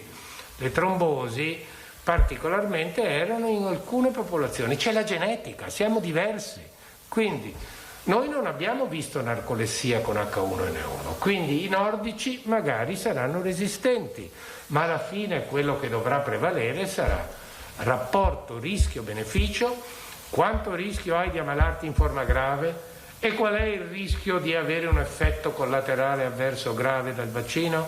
Queste sono le 2 domande da porsi. Cioè le mamme si chiedono: ma è giusto che siano i miei bambini a fare la solidarietà per gli anziani che non si vaccinano? Anche questo è un giusto ragionamento, però ecco, una decisione arriverà e noi seguiremo quello che ci indica l'EMA, perché è da mesi che sta studiando il problema e il CHMP, il SAGE, tutta una serie di comitati stanno valutando la cosa, quindi ecco, quindi sarà basata su questo. Però tenete conto che anche i bambini con una variante più infettiva possono avere anche serenamente una sindrome multinfiammatoria poliorgano, che è grave. Questo bambino non so se abbia proprio questa sindrome che assomigliava alla sindrome di Kawasaki, e possono avere anche un cosiddetto long covid. Quindi è una decisione che verrà presa, come si prende tutto, più vicina a quella che è il dato scientifico. Come vi ho detto, la medicina non è una scienza esatta per tutte le cose, che è inutile mi ripeta, ma sarà presa nell'interesse globale. Allora, questa incidenza. Poi si è parlato di altri virus. Scusate, sto rispondendo? Erano questi i temi emersi? Vabbè, poi mi fate le domande. Scusate, assessore. L'avvocato è quello del CTS. Quanto tempo ho? No. Guarda, allora, che più che avvocato lei è l'assessore molto carina, non faccia confusione. Sì, no, in questo momento chissà come mi è sfuggito. Allora, sì, abbiamo un aumento della circolazione di virus respiratori, e guardate che il virus respiratorio sinciziale, un paramyxovirus, è un virus molto più pericoloso per il bambino di SARS-CoV-2, perché dà una bronchiolite terminale e un'alveolite, la dà subito. Io posso dire perché mia figlia quando è nata, appena nata, l'abbiamo salvata e aveva un respiratorio sinciziale. Sapete perché aumentano? E perché aumenterà anche il SARS-CoV-2. Stagionalità, sono virus a diffusione respiratoria. Se la temperatura scende sotto i 14 gradi e l'umidità sotto i 40, quello che noi emettiamo dalle nostre secrezioni mucose, orali, nasofaringee, espirando, esalando, tossendo, starnutendo, parlando o gridando sugli spalti a voce alta, sono particelle di aerosol molto più piccole delle droplet, un micron e meno, che si diffondono e galleggiano nell'aria, soprattutto negli ambienti dove ci sono gli split col ricircolo. Quindi ecco perché. E poi c'è la vita al chiuso e un virus più infettivo, quindi aumenteremo. Ma però se ci vacciniamo, se facciamo la terza dose, è chiaro che aumenta la protezione. Allora, il respiratorio sinciziale, c'è un vaccino che sembra molto efficace, costruito più o meno, anzi, il vaccino per Covid-19 sulla proteina S è stato sfruttando proprio le conoscenze che abbiamo avuto dal respiratorio sinciziale, che non è ancora su uso clinico ma è già in fase 3. Speravamo di fare un trial anche a Padova, poi l'azienda ha deciso di spostarsi in altre parti del mondo. Non siamo attrattivi neanche per i trial clinici, diciamoci la verità. Però come funziona? La proteina di fusione, che è quella importante che permette al virus di diffondere, ne ha due lui. Mentre l'influenza e SARS-CoV-2 hanno nella stessa proteina tutte le funzioni, attacco recettore emifondo con la membrana, quella ne ha una proteina di attacco e una proteina di fusione. La proteina di fusione è stata modificata geneticamente in modo che sia in conformazione pre-fusione, cioè ben riconoscibile dagli anticorpi. E così è per il vaccino anti-Covid. Hanno modificato due prolinee che rendono la conformazione del virus riconoscibile, della proteina e quindi del virus riconoscibile. Allora, respiratorio sinciziale è un problema, non abbiamo farmaci perché il ribavirin è stato usato ma è poco efficace, abbiamo anticorpi monoclonali efficaci che vengono somministrati e un vaccino efficace che però non è ancora in uso clinico. Allora, anche perché li abbiamo di più, stagionalità, vi ricordo che siamo stati protetti con queste mascherine. Questi virus ci beccano anche gli anziani e un anziano di oltre 80 anni può anche morirne, un adulto no, lo trasmette perché ha gli anticorpi e è protetto. Abbiamo usato tanto le mascherine e è venuta un po' meno anche l'immunità, quindi queste ci proteggono assolutamente da questo, che dobbiamo usarle, però ricordiamo anche che è ciclica questa esposizione, quindi c'è un dare e avere. Allora io, se non lockdown, pandemia, Slovenia lockdown e poi non altro.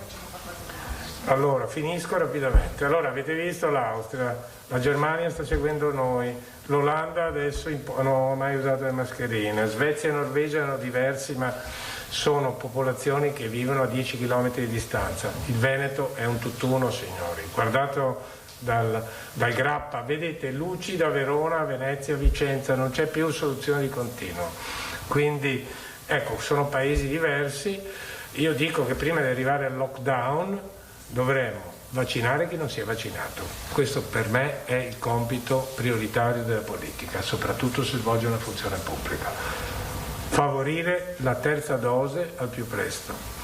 Entrare anche sul Green Pass, per dire per la validità del Green Pass vi posso garantire che dopo un boost, per quello che conosciamo, noi possiamo garantire 12 mesi, forse dovremmo pensare a una riduzione per la seconda dose, ma su questo non posso anticiparvi nulla perché è una decisione del CTS.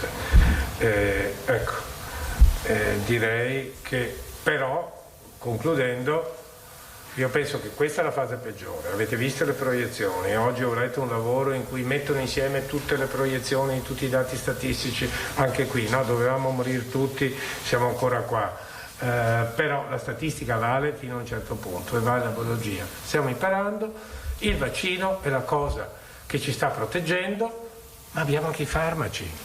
E i più importanti sono i monoclonali, ve lo ricordo, più del Molnupiravir e del Paloxavid, che dovranno uscire, che usciranno forse presto, che noi li compreremo, perché credo, adesso decideremo come AIFA su questo, ma è giusto averne in più perché questi sono pillole che prendiamo a casa. E se il Veneto sarà l'antesignano nella terapia domiciliare, questa malattia andava curata a casa. Quindi io non sono per nulla pessimista. Io penso che se supereremo l'inverno, vaccinandoci con la terza dose, costringendo chi fa la funzione pubblica, utilizzando i monoclonali che purtroppo li abbiamo utilizzati poco perché per questioni logistiche andavano fatti in infusione endovenosa per un'ora, controllate, e questo si faceva in ospedale, bisognava prendere il paziente a casa, in ospedale e riportarlo. Oggi un medico di medicina generale, dico all'assessore, informiamoli, educhiamoli di più questi medici, utilizziamoli al meglio, dotiamoli di sistemi di diagnosi, facciamoli unire come all'estero in surgery, diamogli una risonanza, diamogli un piccolo laboratorio, curiamoli a casa. Ecco, io credo che potremmo, diciamo, con un certo ottimismo vedere risolto, ma sarà il virus a dircelo nei prossimi mesi. Grazie professore, sono iscritte per intervenire Silvia Moscati e poi Cristina Giacomuzzo. Sì, grazie professore perché ha risposto già a gran parte delle cose. Mi rimaneva una domanda riguardo alle dosi. Oggi è venuto fuori in una trasmissione del mattino questa idea, ma naturalmente lei già ha detto che sarà presa la decisione il 29, per cui... O il 29, fine novembre, sì, diciamo. Fine novembre. Poi che non dica quando ho detto il 29, o lei una sposta di un giorno... No, ma infatti attenderemo. Però si parlava di dosaggio ridotto, cioè di un terzo. Allora lì è venuta fuori questa, ovviamente le persone che dicono, ma fino a 12 anni un terzo, ma 12 anni tutta intera o metà. Cioè il problema del dosaggio è anche negli adulti. È venuto fuori questa cosa che nella frammentazione del vaccino della fialetta alcuni tiravano fuori prima all'inizio 5 dosi, poi 6 dosi, poi 7 dosi e taluni addirittura 8. Si è parlato del Lazio stamattina. Allora la domanda che si pone, qualcuno dice ma non è che a me ne hanno dato poco? Cioè era una preoccupazione questa sul dosaggio. E l'altra cosa che le chiedo così dopo è che naturalmente coloro che hanno fatto AstraZeneca sono over 60, chiaramente hanno avuto questa dilazione nel tempo molto grande, per cui molti sono andati a fare la seconda dose dopo i 3 mesi, per cui alla fine questi 6 mesi vengono procrastinati al prossimo anno. È corretto? Cioè ci sono qualche novità? Assessore, rispondo a lei o sento anche l'altra? Rispondo a lei? Allora, 2 domande. La dose. Allora, lei sta riferendosi a Pfizer perché Moderna per il bambino deve essere ancora approvata. La dose era in particella liposomiale 30 microgrammi di RNA messaggero. L'hanno ridotta perché ovviamente basta meno antigene per un giovane perché ha un sistema immunitario, come dicevo prima, più efficace, e poi si riducono anche gli effetti collaterali. Ricordo che l'RNA è una molecola molto reattogenica, noi la conosciamo, non è vero che sono sperimentale, perché li stavamo sperimentando questi vaccini da quando si è scoperto l'RNA messaggero. Francisco Ochoa ha preso il premio Nobel nel 1960, era uno spagnolo che era emigrato negli Stati Uniti, ha scoperto l'mRNA, ma da allora si stanno facendo farmaci basati su questi. E qual è stata la vera rivoluzione? Mi si era accorta che erano troppo reattogenici, li utilizzavamo per vaccini contro il cancro oppure per rigenerare il miocardio, ma sono stati usati anche contro il vaccino della rabbia sull'uomo, erano già stati utilizzati. La scoperta vera è stata modificare un componente che è l'uridina, l'uracile, uridina come nucleoside, l'uracile come base, in pseudouridina. Questa modifica ha ridotto gli effetti infiammatori che bloccavano l'efficacia del vaccino. Però, ecco, una certa reattogenicità ce l'ha l'RNA, anche se tranquillamente sopportabile, e per i bambini si è deciso di fare 10 dosi. E lo studio su oltre 3.000 bambini ha dimostrato che un'efficacia del 91%, effetti collaterali bassissimi. Quindi per quanto riguarda Moderna invece nell'adulto e non nel bambino la dose era più alta, alcuni studi hanno 100 microgrammi, hanno dimostrato che durava di più l'immunità misurando gli anticorpi, si è deciso di ridurla a 50 perché, come sapete, ci sono stati dei casi di miocardite che colpivano le femminucce 1 su 100.000 e i maschietti 1 su 30.000, quindi un evento molto raro e tra l'altro non grave, perché non erano le miocarditi che dà il coronavirus, che sono più gravi, più durature e più frequenti anche come incidenza, però si risolvevano in 4 giorni. Però anche questo ha allertato soprattutto alcuni molto sensibili di tutti i paesi nordici. Quindi si è ridotta nella terza dose, anche perché è un booster che trova già 50 microgrammi, si sono dimostrati più che sufficienti per l'adulto. Posso dirle che io l'ho fatto prima che uscisse la dichiarazione dell'EMA, all'AIFA l'avevamo già approvata come tale e io mi sono fatto 100 microgrammi per la terza dose, ma vabbè, melius abundare, ad abbondanza, non era ancora uscita. Allora, ecco, nei bambini, ecco, questo è il motivo della diminuzione della dose, anche perché hanno un sistema molto attivo e si abbatte il rischio dell'effetto avverso. AstraZeneca ovviamente negli over 60 ci siamo accorti, e non si poteva saperlo dagli studi di validazione di fase 3, perché i tedeschi che li hanno misurati attentamente erano 1 su 50 su 100.000, quindi su fase 3 si studiano 30.000 persone, quindi non era emerso. Però ecco, sì, il booster, quello che è emerso invece che gli studi, gli inglesi che invece per altro motivo non avevano vaccino all'inizio, hanno cominciato addirittura a dicembre loro, prima di tutti, non avevano dosi, hanno deciso di coprire tutti e quindi hanno ritardato la seconda dose a 3 mesi, perché si era visto che 3 mesi durava, perché AstraZeneca non è un mRNA, è un adenovirus modificato di scimpanzé. E che cos'ha l'adenovirus? Mentre l'mRNA resta nella cellula con emivita breve, altro che si integra, dura pochissimo, viene subito copiato dal ribosoma e dura poco perché viene eliminato dalle esonucleasi, le RNasi, quegli enzimi che abbiamo all'interno delle nostre cellule. L'adenovirus va nel nucleo. E quindi si è visto che la protezione del 60% dopo 2 mesi, 3 aumentava al 70 e oltre per cento. Perché? Perché continuava la produzione del messaggio dal nucleo direttamente dal DNA. Ok? Quindi per AstraZeneca il booster a questo punto chi ha fatto le 2 dosi lo fa dopo 6 mesi. Quindi non c'è problema per una questione, perché anche lì ha avuto una forte risposta. Che poi AstraZeneca sia un po' meno efficace, ma questo lo sapevamo da subito, però quanti milioni di vite ha salvato? E se non l'avessimo avuto? Ed era un vaccino che superava di gran lunga il limite previsto dagli enti regolatori di una protezione del 50%. Vi ricordo che il vaccino per l'influenza ha questo livello di protezione se non è adiovato.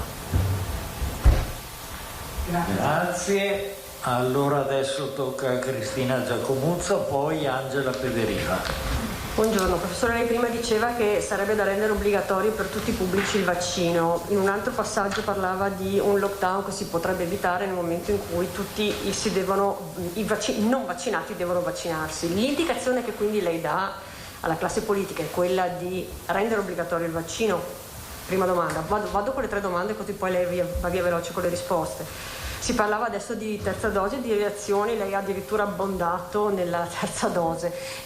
Molti temono reazioni nella terza dose, come a dire l'ho fatta la seconda, mi è andata bene, con la terza dose magari mi scappa la reazione, per cui meglio di no. E l'ultima cosa che le volevo chiedere riguardava i nuovi vaccini che non sono mRNA messaggeri, ne sentivo in arrivo altri 2, a che punto sono, in che tempi verranno distribuiti? Grazie.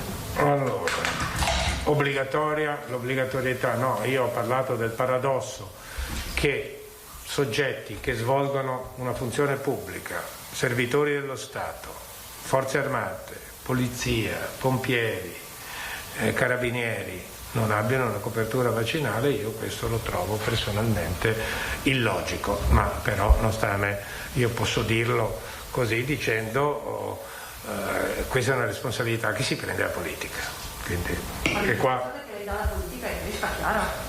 no, io nelle occasioni in cui posso dire che riterrei che una persona che ha il dovere di vaccinarsi, e lo dico anche, e l'ho anche scritto, che nessun comitato di bioetica al mondo sarebbe contro la vaccinazione obbligatoria, perché soddisfa tutti i 3 principali principi bioetici per cui è obbligatorio vaccinarsi. Il principio di beneficenza, perché è certo che fanno bene, o meglio più bene che male, rischio-beneficio. Il principio di responsabilità che abbiamo nei confronti di persone gracili che non possono ragionare, dei bambini. E terzo, il principio di giustizia sociale, che è sancito da 2 articoli della Costituzione, non solo il 32, ma l'articolo 2, che parla che fatti salvi i diritti dell'individuo bisogna prima però soddisfare i doveri irrinunciabili che sono economici, politici e sociali. E se sociali non vuol dire protezione dei più gracili, ditemi cos'è, ok? Questo io l'ho detto e scritto e non torno indietro. Lockdown è l'evento che vogliamo evitare, dai, il Green Pass a questo ci ha servito, scusate, il Green Pass, l'ho detto prima, per me è stata una grande iniziativa di politica sanitaria e economica, e se voi interrogate i nostri veneti, cosa vi dico? Dicevano perché mi preferisco vedere il mio bar pieno, non le cose eccetera eccetera. Ecco, questo però commisurato con l'obbligo della mascherina e anche di controllarlo sto Green Pass, che io ero andato in un ristorante ieri sera, ho dovuto dire ma non mi chiede il Green Pass? Quindi c'è una responsabilità, è vero, sì, tocca fare i controllori, ma oggi controllare il Green Pass in un ristorante non è come su uno ski lift, capite, dove avete la coda o quant'altro. Lì si può ricorrere a altre misure, cioè se fai il Dolomiti Ski Pass, nel momento che lo fai ti dai oppure un controllo random da parte della forza. Terza dose, credo di aver già detto quello che penso, è la cosa più importante da fare subito, va bene? E quindi spendete assessori, perché voi siete veramente il braccio operativo dello Stato. Lo Stato all'inizio, ecco, le linee guida doveva farsene carico, invece se non c'erano le regioni che prendevano responsabilmente alcune decisioni, certe cose non sarebbero andate nel verso giusto. Quindi voglio dire, però oggi, ecco, la terza dose deve chiaramente uscire, un discorso chiaro, ma va fatta, e secondo me 6 mesi sono quello che ci dicono. I tedeschi addirittura adesso lo vogliono spingere a 5 mesi perché hanno visto i dati degli israeliani. Ma allora, io dico, non è possibile, perché allora i bambini potrebbero farla a 8 mesi, gli adolescenti, i più giovani a 7, i sessantenni, i settantenni, è chiaro. Quindi però il criterio è giusto, si parte da quelli più a rischio. A 60 anni il rischio di morire di Covid è 3%, a 50 cala sotto l'1%. E sulle reazioni avverse, professore? Le reazioni avverse, allora, anche qui, mi pare che sono state molto stressate. Quelle locali, vabbè, sono il 60% locali. Che vuol dire? Rigonfiamento, dolore, eccetera. Qualche volta anche con quella più grave i linfonodi che si ingrossano, un po' di febbre, ma questi sono di tutti i vaccini. Ecco, questa voglio dire con opinioni diverse. Io ricordo quando hanno vaccinato gli insegnanti, i professori di scuola media, io ho visto un documento 60% reazione febbrile. Questo era un documento che non so se poi sia stato pubblicato dalla Medicina del Lavoro di Padova, che mi aveva sottoposto il rettore. Io sulle reazioni avverse, signori, vanno valutate nel contesto rischio-beneficio. Ma guardate che se vi inoculate qua, nel deltoide, dell'acqua distillata, correte sempre il rischio di aver male al braccio, o di farvi un polso. Ecco, vabbè, allora il vaccino prendiamolo per bocca, sì, ma non è pronto. Facciamo il prick, anche quello c'è, ma insomma Ecco, io direi che qua non è da attendere molto. Sapete che iniettare qua ha un vantaggio. Qual è il vantaggio? Nel muscolo arriva subito ai linfociti drenanti ed è nei centri germinativi che si ha l'amplificazione della risposta. Quindi questo, anche il sottocute è un buon mezzo perché drena alle cellule dendritiche, che sono le prime che processano l'antigene, cioè incorporano l'RNA sotto forma liposomiale, una particella e poi lo esprimono. Quindi gli effetti avversi, insomma, sì, ci sono, ma ci sono in tutte le cose. E allora, mi prenda un'aspirina, si guardi il bugiardino dell'aspirina, quanti effetti avversi ha? O quello che voi prendete un Moment, ben più di questo vaccino, se lo andate a leggere. Allora, è che non vi peritate degli effetti avversi quando avete il mal di pancia e il mal di testa, perché soffrite già. Qua invece siete in stato di piena salute, ma vi ricordo quello che diceva Pasteur: quando mi occupo di una malattia non mi preoccupo di trovare un rimedio, ma del modo di prevenirla. Quindi ecco l'aforisma medico: prevenire è meglio che curare. Poi lei mi aveva detto un'altra domanda: nuovi vaccini. Ti ho citato 2. Valneva, che è una società austriaco-francese che fa un vaccino ucciso, e Novavax, che ha un vaccino che ormai è pronto a uscire. EMA sta anche valutando Sinovac, Sinopharm, Sanbio, Sputnik. Perché non ha ancora validato?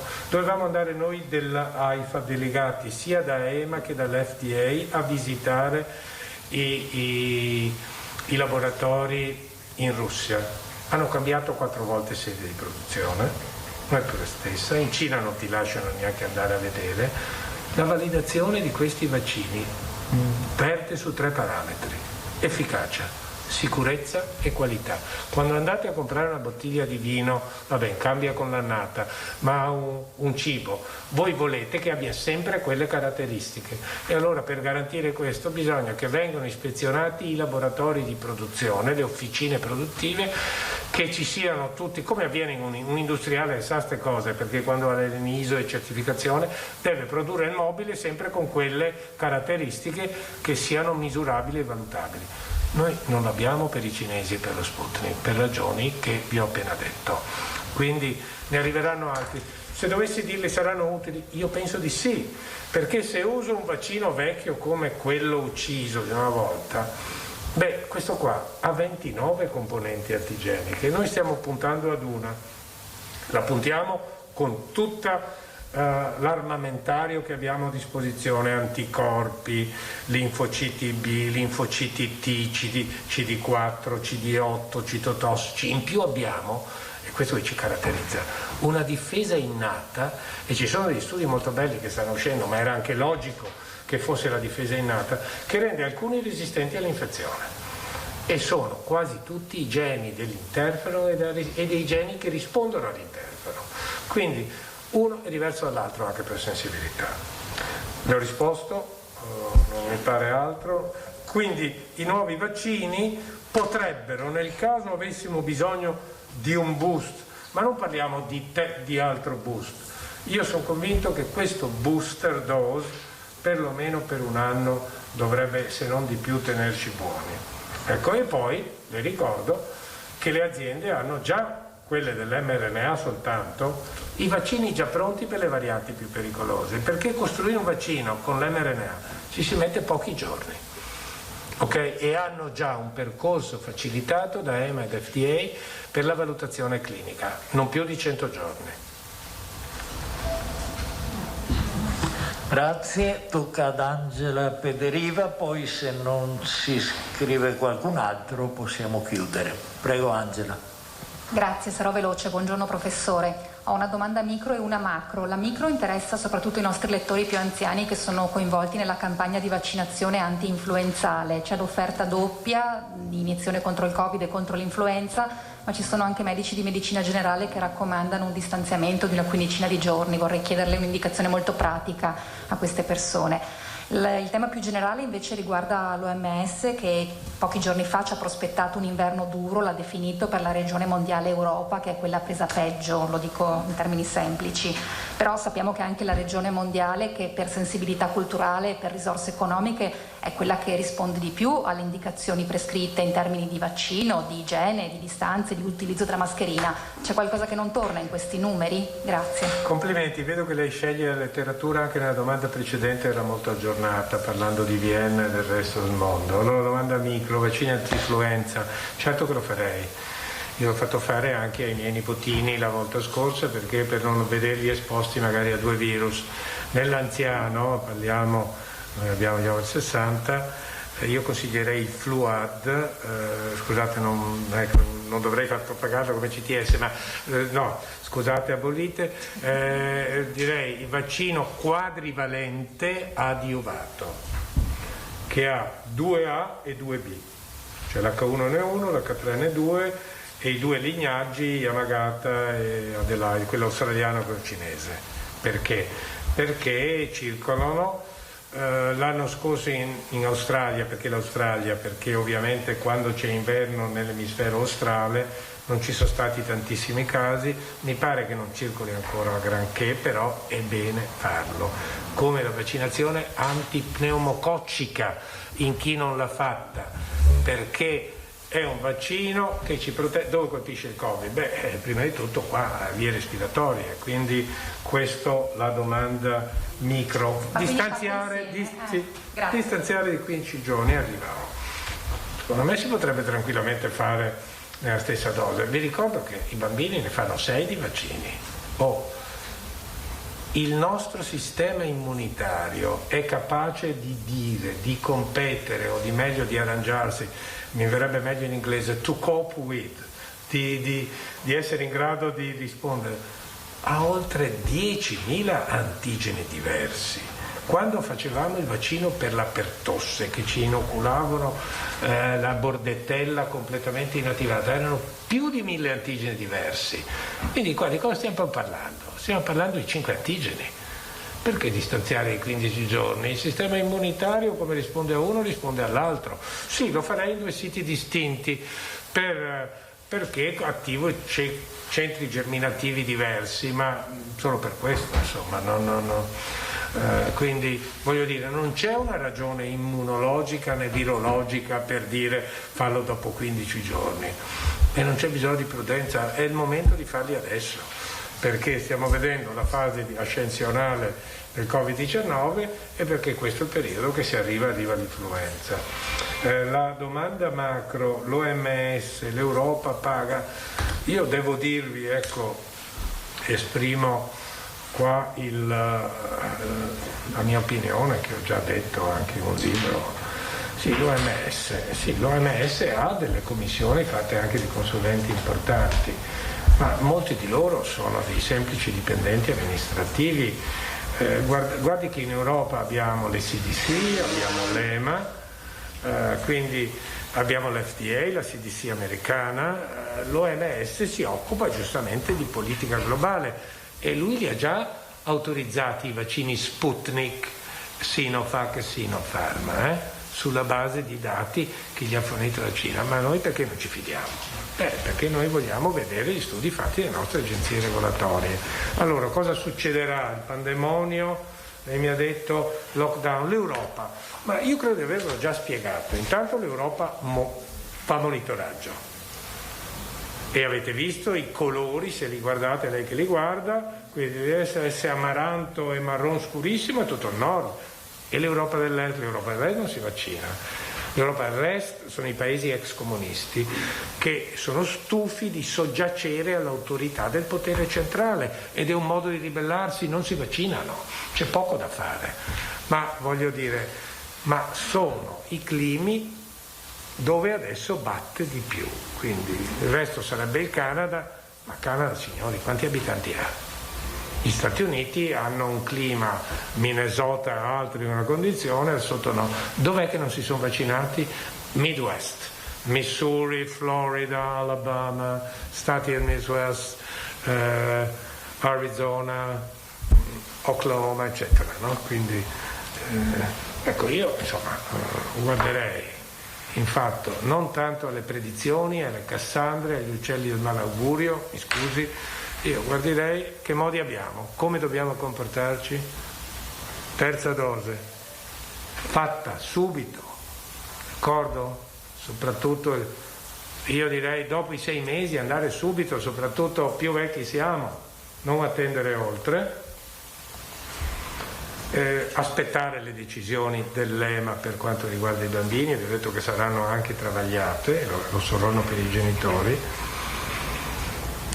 C'è la possibilità di commutare il certificato verde in certificato vaccinale, che lo decide lo Stato, ma sicuramente che decida, ecco come ha fatto con i medici, che era giusto farlo con i sanitari per l'obbligo, perché direi, e soprattutto non dimentichiamoci di questa, in assembramenti, quando siamo, che poi è la norma migliore, questi spettacoli, io vedo il calcio, francamente, ecco, vedere questi stadi che sono quasi sempre pieni, la gente senza mascherina, ecco lì, non era questo che noi avevamo detto, la cosiddetta scacchiera distribuzione non c'è perché ci sono ancora le curve dei tifosi, abbiamo visto i cortei di gente che protestava, lei mi ha detto di 40.000 senza mascherina, signori, questo è il modo migliore di propagare il contagio, ecco, quindi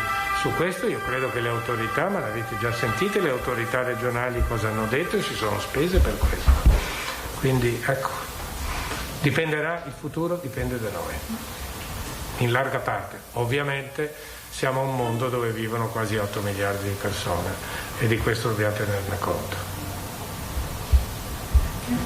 Grazie professor Palù, se non ci sono altre domande, buona giornata a tutti.